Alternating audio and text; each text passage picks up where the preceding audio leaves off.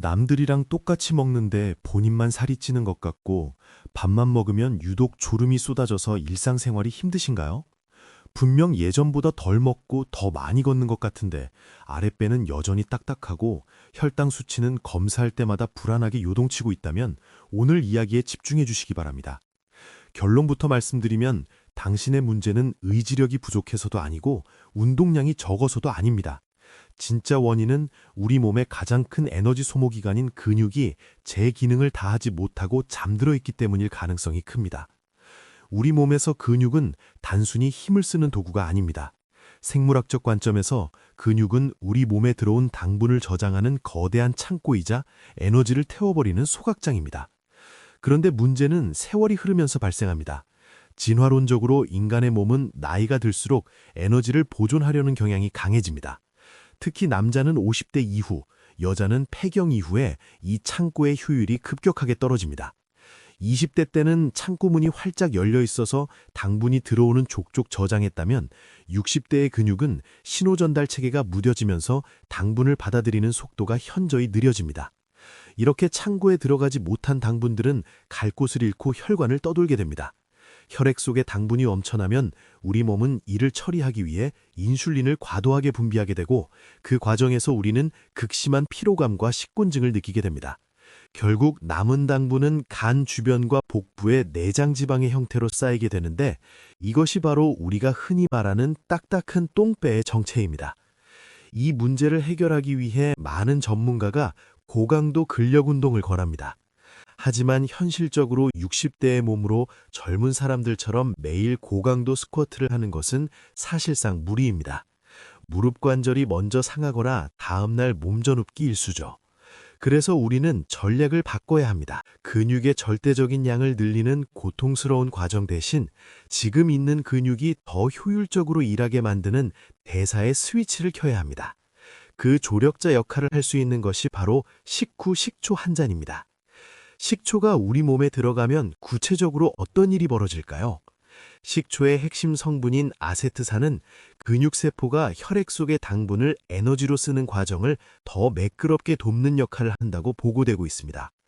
우리 몸의 근육세포 표면에는 당분을 끌어당기는 일종의 통로들이 있는데 나이가 들면 인슐린이 신호를 보내도 이 통로가 잘 열리지 않습니다.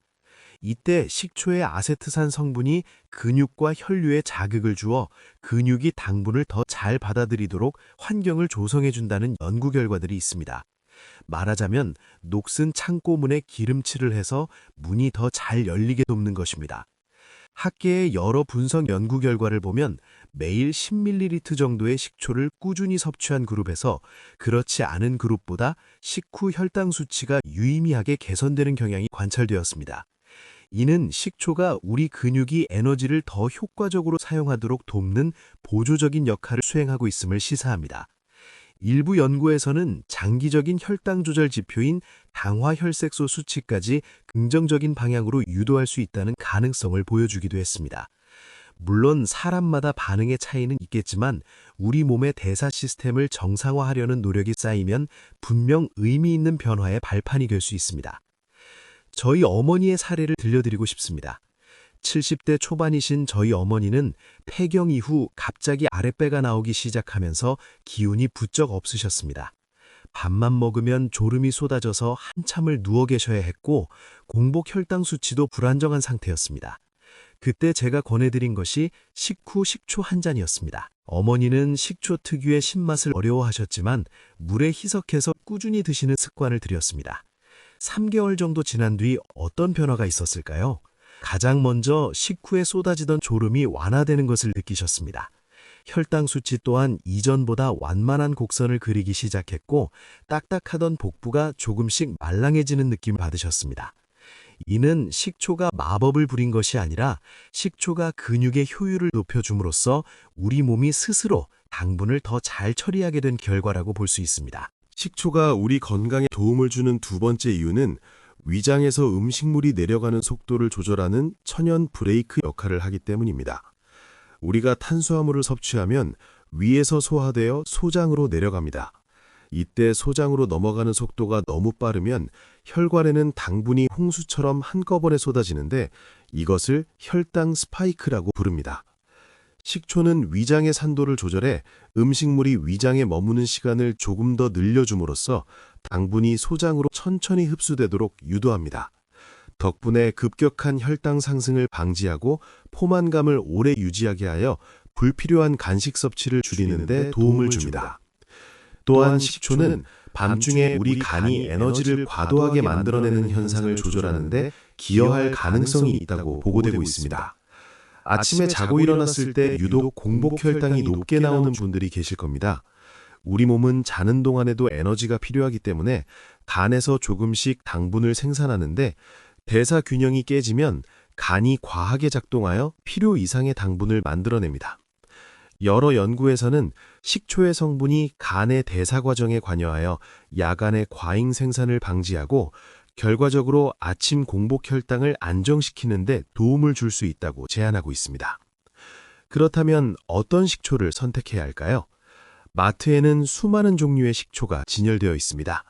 사실 혈당 관리와 대사 개선의 핵심인 아세트산 성분은 일반적인 양조 식초에도 충분히 들어 있습니다. 따라서 일반 식초로도 대사 관리의 방향을 잡는 데 도움을 얻을 수 있습니다. 하지만 조금 더 즐겁고 꾸준히 섭취하기 위해서는 천연 사과 식초를 선택해 보시는 것도 좋습니다. 특히 유기농 사과 식초에는 초모라고 불리는 침전물이 들어있는 경우가 많은데 여기에는 유기산과 일부 미네랄, 폴리페놀 등이 포함되어 있습니다. 이러한 성분들은 장내 환경을 유익하게 조성하고 체내 대사 과정에 추가적인 이점을 줄 가능성이 있다고 주장되고 있습니다. 무엇보다 인위적인 향이 아닌 자연스러운 사과향 덕분에 거부감 없이 매일 마실 수 있다는 것이 큰 장점입니다. 구체적인 복용법을 알려드리겠습니다. 식초는 어떻게 먹느냐가 효과를 결정짓습니다. 첫 번째 핵심은 반드시 식후에 마시는 것입니다. 공복에 마시면 강한 산성 성분이 위점막을 자극해 속쓰림이나 불편함을 유발할 수 있습니다. 식사를 마친 후 20분 이내에 드시는 것이 가장 안전하고 효과적입니다. 두 번째는 희석 비율입니다. 식초 15ml, 즉 밥숟가락 1스푼 정도를 물 200ml 이상의 충분한 양에 타서 마셔야 합니다. 신맛이 너무 강하게 느껴진다면 물의 양을 더 늘려도 상관없습니다. 절대로 원액 그대로 마셔서는 안 됩니다. 강한 산성이 식도를 손상시키고 치아의 에나멜 성분을 녹일 수 있기 때문입니다. 세 번째는 빨대를 사용하는 것입니다. 특히 치아가 약해진 중장년층의 경우 식초의 산성이 치아 표면에 직접 닿는 것을 피하는 것이 좋습니다.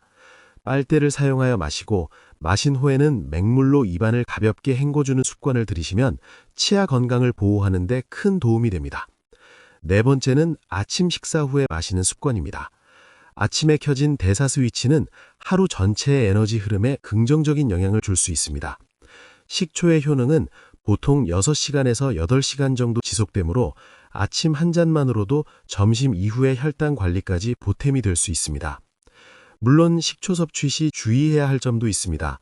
현재 역류성 식도염 증상이 심해 신물이 자주 올라오거나 위궤양이 있는 분들은 증상이 완전히 회복될 때까지 섭취를 삼가야 합니다.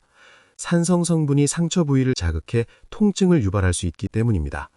또한 당뇨약을 드시는 분들은 식초가 혈당을 낮추는 작용을 하므로 약과 겹쳤을 때 저혈당이 올 수 있습니다.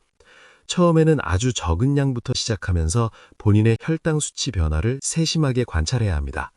갑상선 약을 드시는 분들은 약의 흡수를 방해하지 않도록 최소 1시간 이상의 간격을 두고 식후에 드시는 것이 좋습니다. 식초요법의 효과를 극대화하는 비결이 하나 더 있습니다.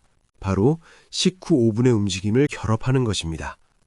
식초가 근육의 문을 열 준비를 마쳤을 때 가벼운 자극을 주면 혈액 속의 당분들이 훨씬 더 효과적으로 근육으로 이동하게 됩니다. 거창한 운동이 아니라 설거지하면서 제자리에 서서 발 뒤꿈치를 천천히 들었다가 내리는 까치발 운동을 50번만 해보십시오. 종아리 근육은 혈당 조절에 있어 매우 중요한 역할을 수행합니다. 3분 정도의 아주 짧은 습관이라도 매일 식후에 이어가면 당신의 혈당 관리와 체력 증진에 큰 보탬이 될 것입니다. 변화는 하루아침에 오지 않습니다. 처음 일주일은 아무런 느낌이 없을 수도 있습니다. 하지만 한두 달 이상 꾸준히 이어가면 우리 몸의 세포가 환경에 적응하고 대사 경로를 재편하기 시작합니다. 일부 사람들에게서는 식후에 몰려오던 나른함이 줄어들고 몸무게나 허리둘레가 서서히 움직이는 긍정적인 신호가 나타나기도 합니다. 이것은 단순히 숫자의 변화가 아니라 당신의 몸이 다시 에너지를 효율적으로 쓰기 시작했다는 증거입니다. 행동경제학적으로 볼 때 우리는 즉각적인 보상이 없으면 습관을 포기하기 쉽습니다.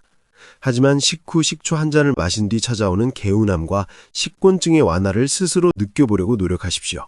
그 작은 성공 경험이 당신의 건강을 바꾸는 가장 강력한 동력이 될 것입니다. 식초는 모든 것을 한 번에 해결해주는 마법 물약은 아닙니다. 하지만 우리 몸이 스스로 일할 수 있도록 환경을 조성해주는 훌륭한 조력자임은 분명합니다. 오늘 이야기를 끝까지 들으셨다면 당신은 이미 건강을 위한 위대한 첫걸음을 떼신 것입니다. 비싼 건강 보조식품에 의존하기보다 우리 주변에서 쉽게 구할 수 있는 식초 한 병으로 내 몸의 에너지 대사를 관리해 보십시오. 작은 습관의 힘을 믿고 오늘 저녁 식사 후부터 바로 실천해 보시길 권합니다. 당신의 몸은 분명 그 노력에 응답할 것입니다. 영상이 도움이 되셨다면 주변의 혈당과 뱃살로 고민하는 소중한 분들에게 이 정보를 공유해 주십시오. 궁금한 점이나 여러분만의 실천 경험이 있다면 댓글로 남겨주시기 바랍니다. 당신의 활기찬 내일과 건강한 변화를 진심으로 응원합니다. 오늘도 건강하고 평온한 하루 보내시길 바랍니다.